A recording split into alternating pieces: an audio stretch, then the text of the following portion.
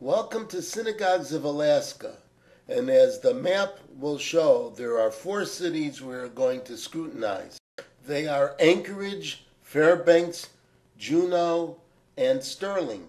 As of a couple years ago, the total population of this 49th state in the Union was a little over 736,000 residents. All told, there is possibly about 6,000 Jews in this state. And no, they do not all live in Juneau, but you know that. In fact, Anchorage has its greatest Jewish presence. It's a city of about 300,000, but also a couple thousand people of the Jewish faith. It has 2 synagogues, one of them being the ubiquitous Chabad house, and a mikveh. Here is that Chabad house in Anchorage. It is supposedly a $5 million edifice.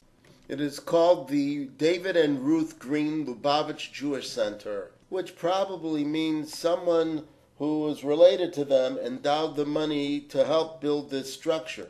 This smaller building next to the entrance and exitway houses the Alaskan Jewish Museum. Its director is Rabbi Yosef Greenberg, and the assistant rabbi is Levi Glitzenstein. Rabbi Greenberg came to Anchorage in 1991 as a Lubavitch emissary. The museum project began in 2004. The other Jewish house of worship in Anchorage is Congregation Beth Shalom, a Reform synagogue. Its rabbi is Michael Oblath.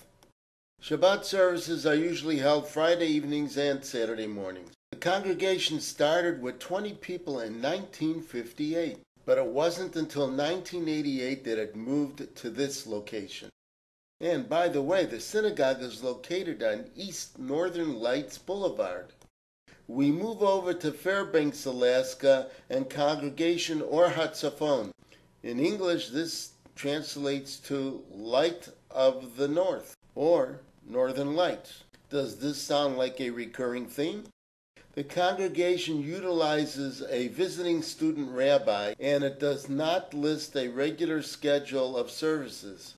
So we move on to Juneau, Alaska, and Congregation Sukkot Shalom. It is the only synagogue in southeast Alaska, and looking at its calendar of events, there does not appear to be a dearth of bar or bat mitzvah celebrations. In fact, the congregation takes pride in renting its facilities out for several types of occasions. This appeals to tourists who visit Alaska and wish to make it its destination for a Jewish celebration. The synagogue itself is home to about 35 member families. It utilizes a student rabbi who visits once a month.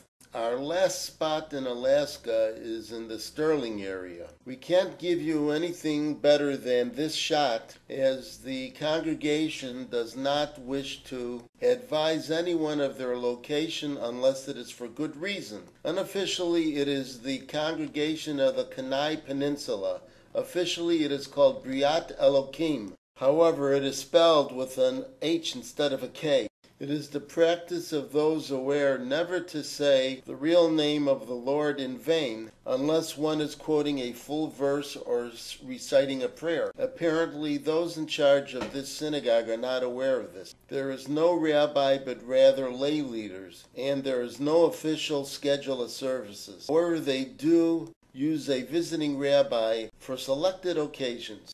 This concludes our brief visit to the state of Alaska and its Jewish identity.